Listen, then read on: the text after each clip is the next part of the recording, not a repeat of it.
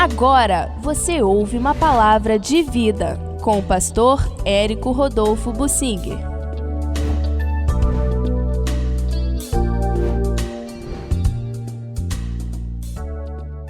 Eu quero falar sobre as cidades de refúgio. Como estabelecidas por Deus no Antigo Testamento, elas apontam para nós na era da graça, na vigência do Novo Testamento, para assuntos importantes que precisamos analisar. O assunto cidades de refúgio é tratado em muitas passagens no Antigo Testamento. Quando há muitas menções a um determinado assunto na Bíblia, nós entendemos que isso significa ênfase. Muitas vezes significa que Deus enfatiza aquele assunto que se torna muito importante. Eu quero ler uma dessas passagens em Josué, no capítulo 20. Começa assim: disse mais o Senhor a Josué. Para mim isso é tremendo. O Josué era o ajudante de Moisés. Moisés pediu que Deus separasse alguém, Deus indicou Josué, e Deus tirou do espírito que estava em Moisés, passou para Josué. Isso é muito significativo. O Josué inicialmente iria receber orientação de Deus através do sumo sacerdote Eleazar, filho do Arão. Mas a partir de alguns eventos, episódios, Deus começou a falar diretamente a Josué. E falar diretamente assim como uma pessoa conversa com outra, como era com Moisés. Para nós isso é muito significativo. Deus, através de Jesus, derramou o Espírito Santo e está conosco e nos dá dons espirituais. Nós podemos e devemos desenvolver os dons espirituais e desenvolver a nossa intimidade com o Espírito Santo no uso dos dons espirituais. Por exemplo, dons de inspiração, como profecia. A gente pode conversar com Deus, a gente deve desenvolver o dom, entender claramente Deus falando conosco.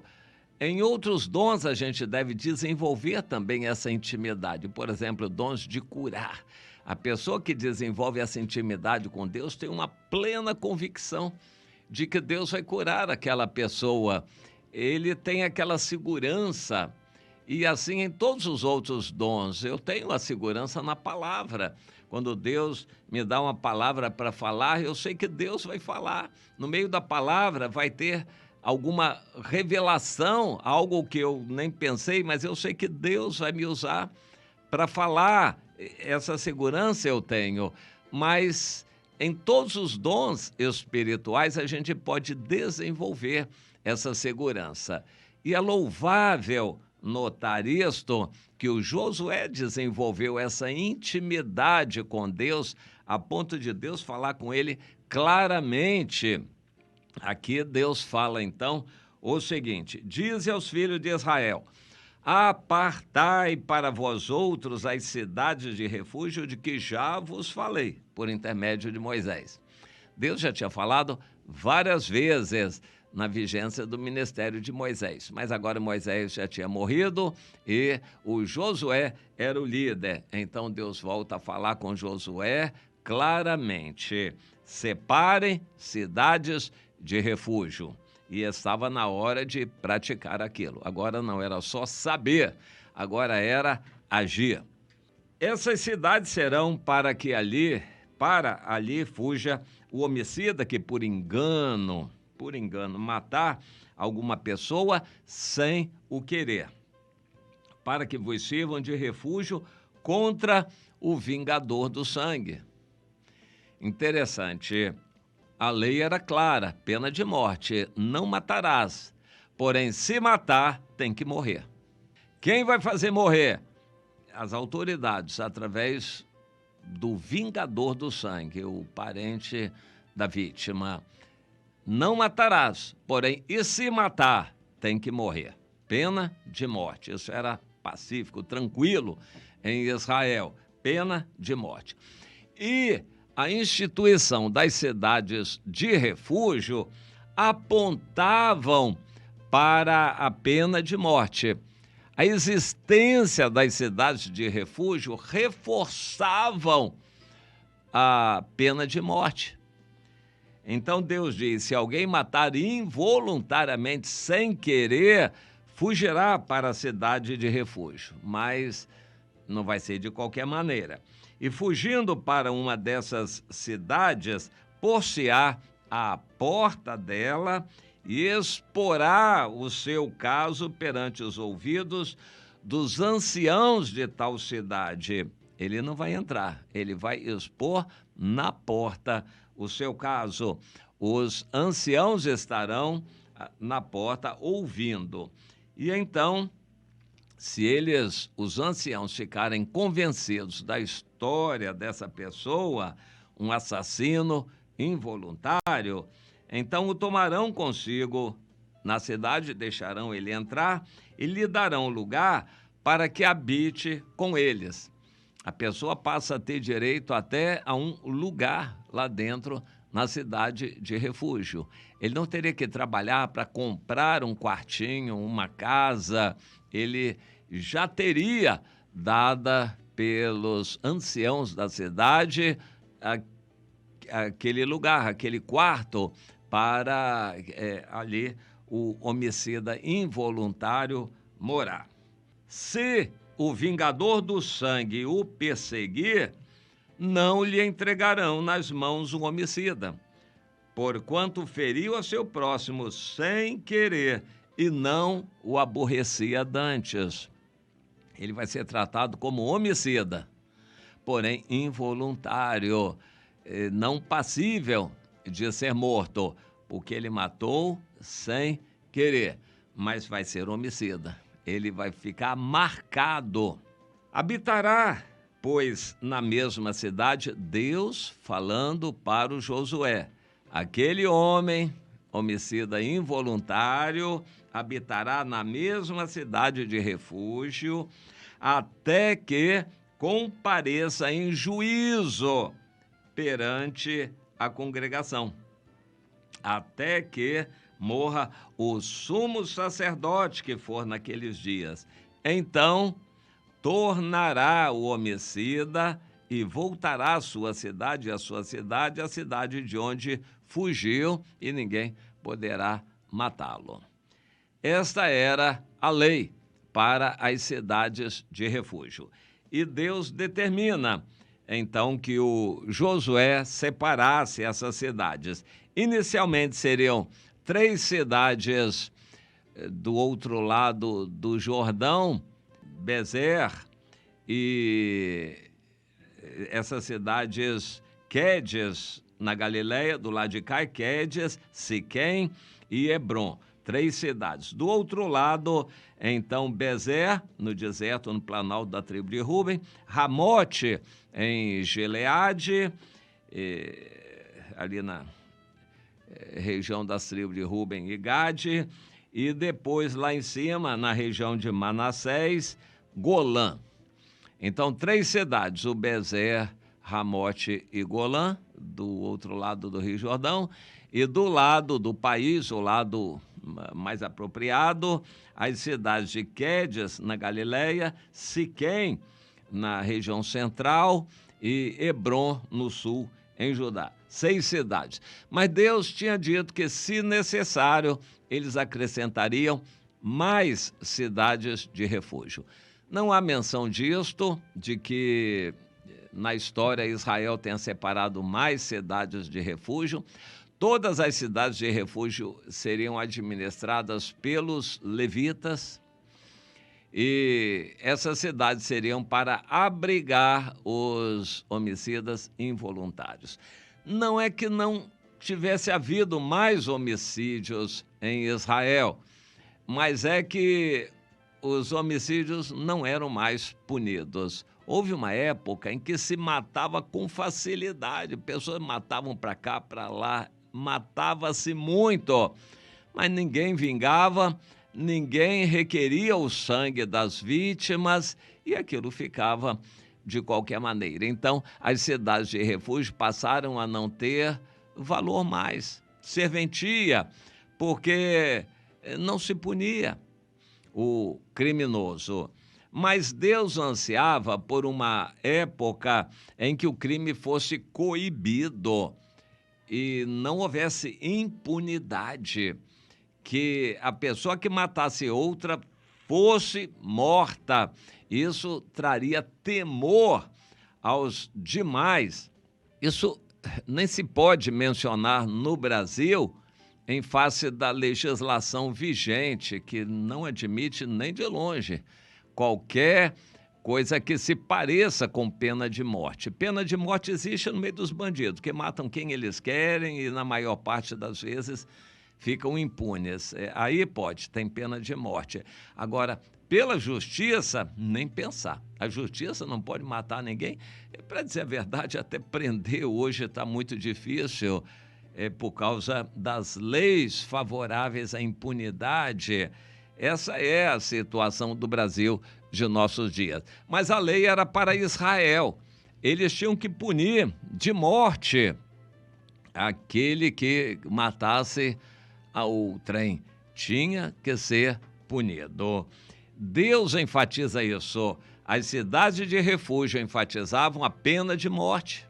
E as cidades de refúgio tinham que ser faladas, lembradas.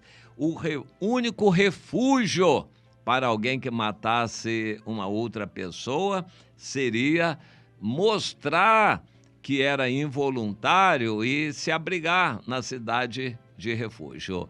Mas, infelizmente, a impunidade se sobrepôs e as cidades de refúgio ficaram sem sentido.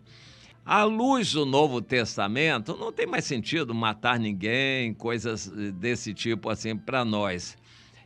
Mas a igreja é o local de refúgio para os pecadores arrependidos. O pecador que comete pecado vai receber o salário do pecado, que é a morte eterna, no inferno e depois no lago de fogo. Isto é a consequência do pecado. Todo pecado vai ter consequência, sem dúvida nenhuma. Mas para fugir do pecado, em desespero, a pessoa vai procurar a igreja. A igreja é para ser um local aberto e as pessoas acolhedoras para receber o pecador. Na igreja todos são unidos e igualados por um passado comum de pecados. A igreja não é o lugar das pessoas boazinhas. A igreja é o lugar dos pecadores arrependidos que querem fugir do inferno, que querem salvar a sua vida. Mas como a convicção de pecado está rarefeita em nossos dias, as pessoas brincam com o pecado. Na igreja, crentes pecam, igual os de fora, e nem ligam para isso, eles vão levando a vida de qualquer jeito. Então, não havendo um senso de punição, não havendo uma convicção de pecado, as pessoas, inclusive nas igrejas, ficam impunes e brincando com o pecado e praticando pecados de qualquer jeito e em quantidade. Não há um senso de punição desse pecado. A evangelização precisa de que se enfatize a pena de morte. O salário do pecado é a morte, a segunda lei espiritual. Nós precisamos enfatizar isto. Ninguém vai se converter se não se sentir perdido. Aquele hino, foi na cruz, onde um dia eu achei, eu vi meus pecados castigados em Jesus. A espada da lei pesava sobre mim, eu senti o cheiro de morte espiritual. a espada da lei pesava no meu pescoço e por causa disto eu corri, me escondi em Jesus e refúgio seguro nele achei. É assim que o hino relata a pessoa sentindo a pena de morte, sentindo a espada da lei sobre a sua cabeça, o seu pescoço, sentindo a condenação eterna para o seu pecado, ele se refugia na igreja. A igreja é o lugar dos refugiados, fugindo da condenação do pecado. Todos na igreja são unidos por um passado comum de pecado. A igreja não é lugar de bonzinhos, mas de pecadores arrependidos. Isso precisa ser enfatizado. Em consequência, na cidade de refúgio não se mata ninguém.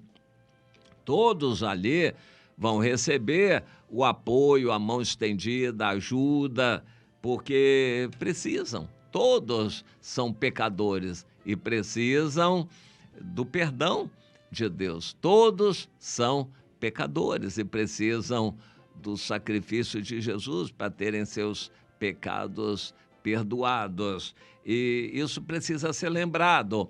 Para que isso não seja esquecido nas igrejas, e está sendo esquecido, o pecado está sendo esquecido.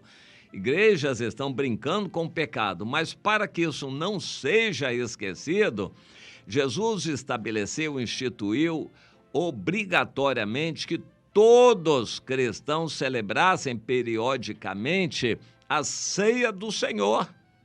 A ceia do Senhor é para nos horrorizarmos, lembrarmos de sangue, que aquele vinho ali tenha gosto de sangue na nossa boca, que a gente sinta o peso do nosso pecado, como matou Jesus. Isto é na ceia do Senhor. A ceia do Senhor é para isso, para a gente sentir o quanto Jesus sofreu e o seu sangue foi derramado em nosso lugar por causa do nosso pecado. Você entende? A ceia é para lembrar a horripilância do pecado e o sacrifício de Jesus na cruz. Isso precisa ser lembrado. A ceia do Senhor lembra o nosso pecado, a nossa vida de pecados. E na igreja, todos devem se lembrar do seu passado pecaminoso e, em consequência, estarem de braços abertos para receber os novos pecadores, os novos refugiados, aqueles que vêm de uma vida torta, fizeram isso e aquilo de errado e que sejam recebidos no nosso meio. A igreja é para receber os pecadores arrependidos.